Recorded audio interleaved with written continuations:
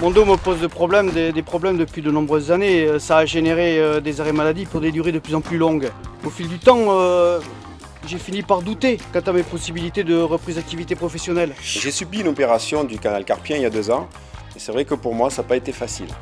Au début, je me sentais peut-être un peu exclu ou à l'écart, je sais pas. J'avais peur de la réaction de mes collègues. J'ai eu un accident à la main avec complications médicales. Et un jour, suite à une convocation à la sécurité sociale, on m'a annoncé que je devais changer de métier et me reconvertir. Et là, j'ai eu un choc. En juin 2013, j'ai eu des soucis au niveau du carpien à main gauche, ainsi que l'épaule gauche aussi. J'ai eu une intervention, une acromioplastie. Moi, le mot handicap ne me fait pas peur parce que certains de mes proches sont concernés, quoi.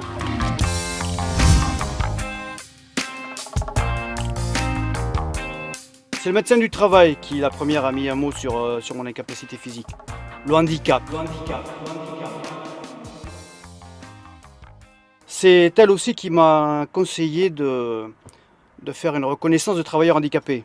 La pilule a été amère.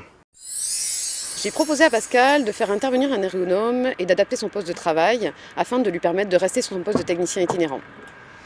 Pascal a ainsi pu bénéficier d'un siège ergonomique et d'une adaptation de son plan de charge.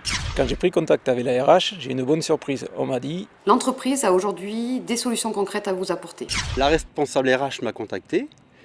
J'ai ensuite rencontré le médecin du travail qui a identifié mes restrictions et j'ai compris que l'entreprise pouvait m'apporter une aide positive. Alors j'ai constitué mon dossier de RQTH, reconnaissance en qualité de travailleur handicapé. Ce qui a été bénéfique avec l'ergonome, c'est qu'on a pu aller ensemble au-delà de ce que j'espérais, avec un outillage plus léger, plus adapté dans mes tâches journalières. En tant que manager, ce qui est important dans le traitement des situations de handicap, c'est d'être à l'écoute des personnes concernées. Cela permet de mettre en place les actions adaptées, notamment les études ergonomiques. Ensuite, il faut également bien traiter le problème au niveau du collectif de manière à ce que l'ensemble du personnel puisse comprendre les situations du technicien concerné et pour dédramatiser la situation, car tout le monde peut être un jour ou l'autre amené à être dans une situation de handicap. On a mis à ma disposition un outillage adapté, un sac à dos pour transporter mes outils, des clés adaptées à mon poignet, un chariot pour transporter du poids. j'ai repris un mi-temps thérapeutique. Suite à une étude ergonomique, on m'a donné de l'outillage adapté. Actuellement, je retravaille sereinement. Et la déboulonneuse à choc, pour moi, ça a été une révolution. Je sais qu'avec cet outil, je peux desserrer et resserrer des boulons et des brides sans forcer. Et moi, avec mon canal carpien, c'était évident qu'avec un outil comme ça, je pouvais travailler dans de super bonnes conditions. L'expérience montre que plus on parle tôt de sa difficulté et plus l'entreprise peut anticiper et préserver la santé des collaborateurs concernés par une situation de handicap.